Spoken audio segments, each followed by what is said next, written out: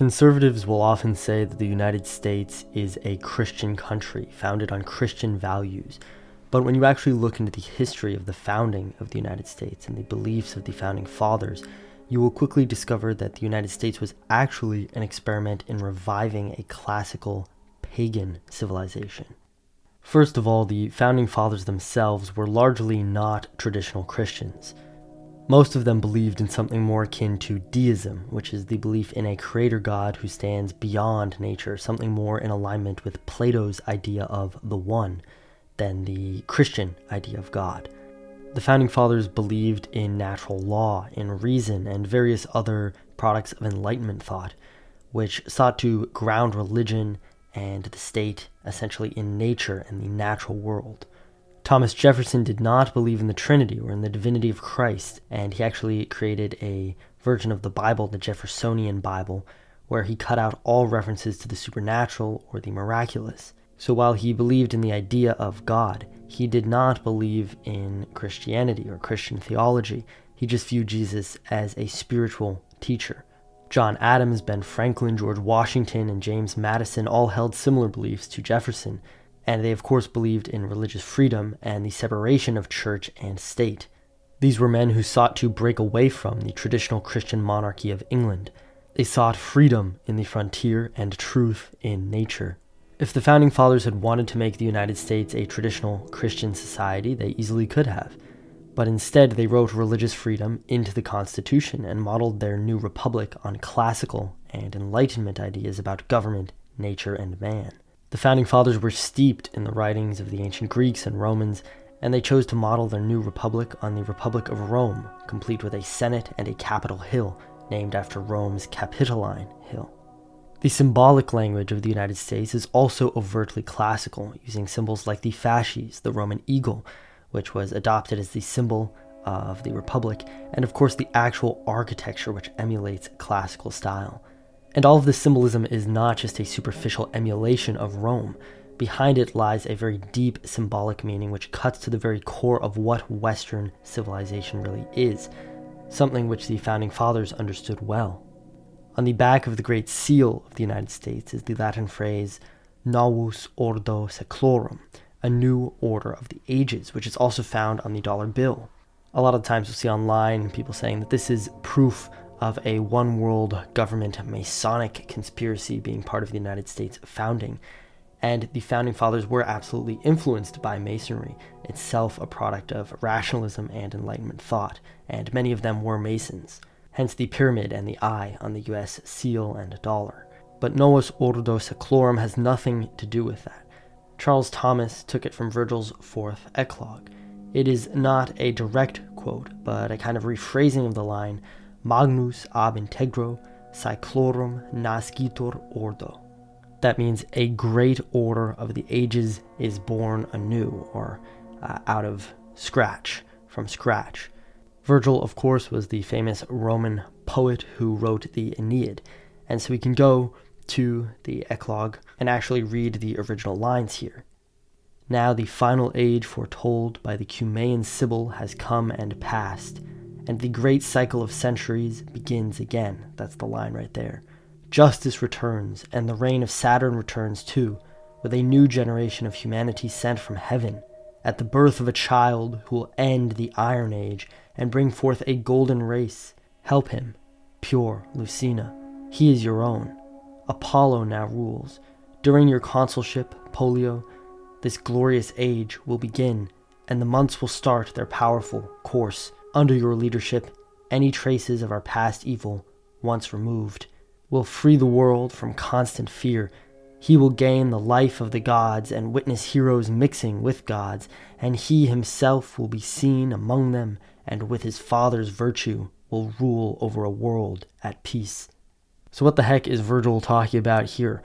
Virgil was writing these lines after the death of Julius Caesar, and it seems pretty clear that he is speaking of the young Augustus, Caesar's adopted son and soon-to-be first emperor of Rome, bringing the dawning of a new golden age, restoring order to Rome after all this turmoil and strife.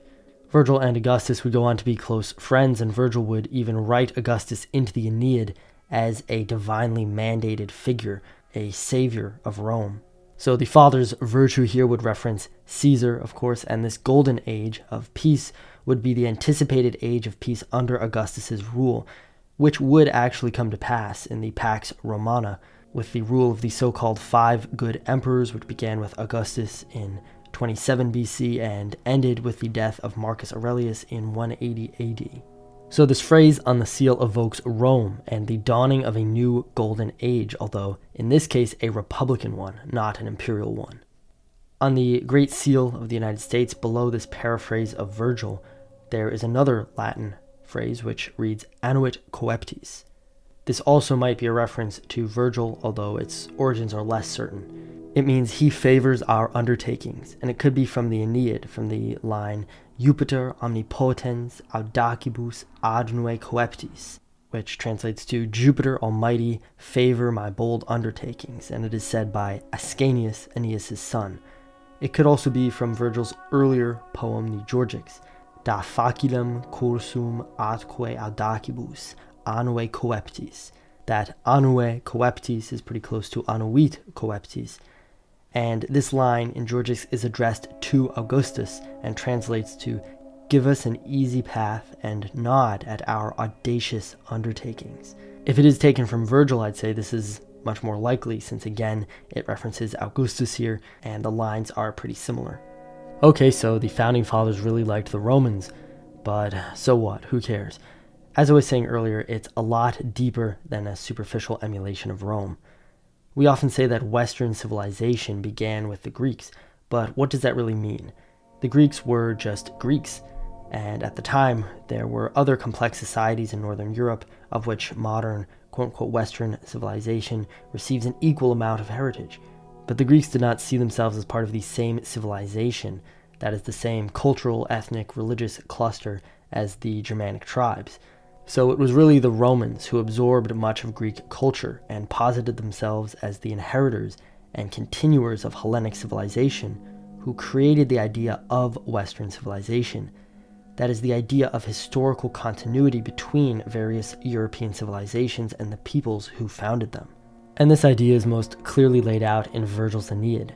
When Virgil set out to write a Roman national epic, he chose to continue the Greek epic cycle, the Iliad and the Odyssey, rather than make it about something which might seem more obvious, like Romulus and Remus. The Aeneid follows the Trojan hero Aeneas as he flees the ransacked Troy, picking up directly after the events of the Iliad. Aeneas is told that he is destined to found a new civilization on the shores of Italy, which will rule the world, and the epic follows his journey to bring his people to this new promised land and establish their new home. Now, it's important to note that Virgil did not invent this idea. It had been around for a long time. He did, however, elaborate on it and legitimize it and eternalize it in the Aeneid. He made it official, an official part of Rome's history and founding. And this does a few different things. It ties Roman civilization to Greek civilization, and it ties the Romans to the Greeks, or rather to their Trojan neighbors, ethnically or genealogically. The epic concisely says, our civilizations and our peoples have a shared root, shared ancestry, and a shared history. Our civilization is a continuation of yours. And in many ways this was true, considering how much of Hellenic and Greek culture the Romans absorbed and continued. Now, when Rome fell, when the Western Roman Empire fell, this tradition was continued on the European continent by the Germans and Franks, with Charlemagne being crowned the Roman emperor, and of course was also continued by the Byzantines in a different way. The Franks and Normans often view themselves as descendants of the Trojan refugees, continuing this myth, kind of similar to the lost tribes of Israel phenomena. The sack of Constantinople was even portrayed as Trojan vengeance on the Greeks, i.e. the Byzantines, for the sack of Troy in antiquity. So this idea of Trojan origins continued, and the northern tribes saw themselves as the successors to Rome and converted to Roman culture, to Christianity. In the 1130s AD, the Welsh historian Geoffrey of Monmouth, in his Historia Regum Britanniae, wrote that Aeneas's grandson Brutus sailed to Britain and founded Britain, named after him. Geoffrey's work outlines a long line of kings descended from the Trojan Brutus, and culminating with King Arthur. So his work serves the same purpose as the Aeneid did. It pushes the connection between the British and the Romans to long before Rome's conquest of Britain and the establishment of Britannia. In the end, Arthur dies, the last of the mythic kings, and the Saxons take over England, which reflects the actual historical reality of what happened. After the collapse of Rome, the Britons, then having adopted Roman Christian culture, defended themselves against the invading Saxons, who were still pagan, but eventually succumb. At Tintagel, where Arthur is said to have lived, we have evidence of a strongly fortified settlement, and also, very interestingly, evidence of continued trade with the Mediterranean by sea, all the way from England. So, like the myth of Aeneas, Joffrey's history, while largely mythic, does reflect historical realities and lends the authority of Rome to the British, to Britain. And the British, of course, would go on to gain a massive empire like that of the Romans. Okay, so now with this context, let's take another look at the largely English settlers of North America. They set out from their homeland across an ocean in search of a new land, in search of establishing a new republic, a new Rome, which itself, mythologically, was a new Troy. Now the picture begins to become clear. This new American republic was meant to continue the chain of Western civilization, from Troy to Britain, and now to the Americas. And this new Roman-style republic would mark the birth of a new, golden, classical age. Just as Virgil wrote that a corrupt Rome would be renewed under Augustus, now, on the shores of this new continent, a new Britain, a new Rome, a new Troy will be reborn, freed from the corruption and bonds of the old world. Now that's a little bit different than the classic America was a Christian country narrative, isn't it? In addition to its classical foundations, the formation of the United States was also deeply influenced by Germanic and Anglo-Saxon pagan traditions, since the original settlers were predominantly English. When Jefferson, Adams, and Franklin were designing the Great Seal for the United States, the one which has those Latin phrases on it, Adams suggested including Hengist and Horsa, the mythic brothers who appear in Joffrey's history as well as the chronicles of other early British historians like Bede, leading the Anglo-Saxon invasion of Britain. Their names literally mean stallion and horse. They didn't end up going with this idea, but we could have had these pagan figures who led a pagan invasion of Christian Britain on our seal.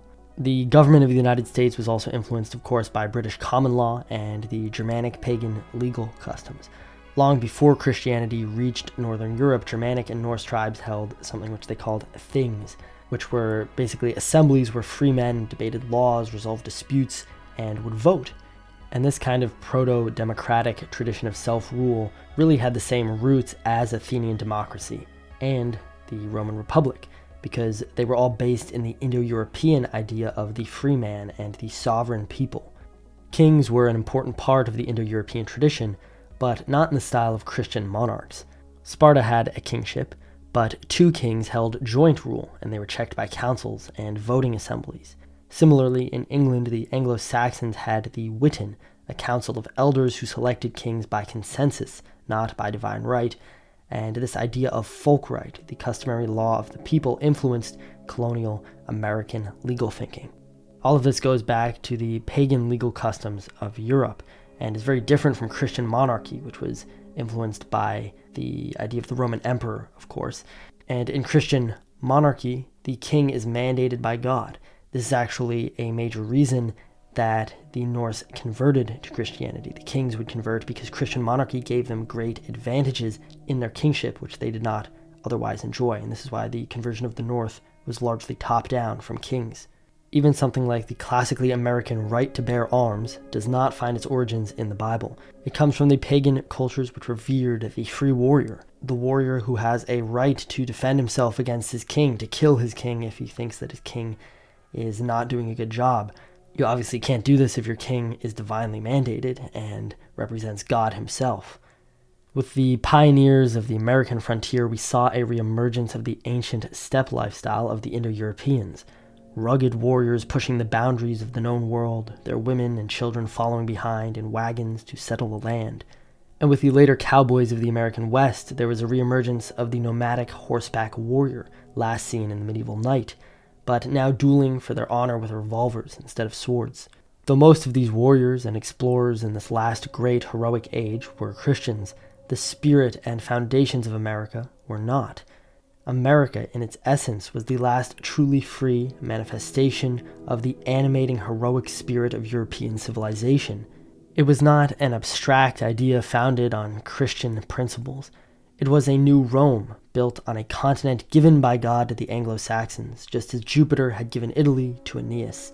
Of course, America has changed a lot since then. I don't think you could argue that it still has a pagan spirit, unfortunately. So it makes sense why people want to try to ground America in Christianity, since Christianity is the last vestige of traditionalism left to us in the United States. I talked about the decline of Rome in my last video, and the decline of the United States closely mirrors Rome's decline and eventual collapse. But the reason why the decline of the United States is so monumental is this. In forgetting the origins of the United States, we also forget what Western civilization is. We forget the history which binds Western civilization together, both mythic history and the narrative building, and the very real historical, cultural, ethnic, linguistic, and religious pan-European ties which they reflect. We begin saying silly things like, the United States is built on Christian values, or Enlightenment values, or liberal values, or any of these other superficial catchphrases.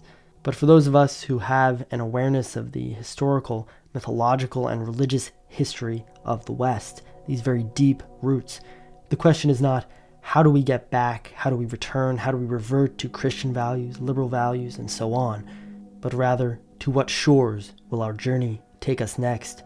On what continent and in what form will the heroic spirit of the West emerge again from this age of iron?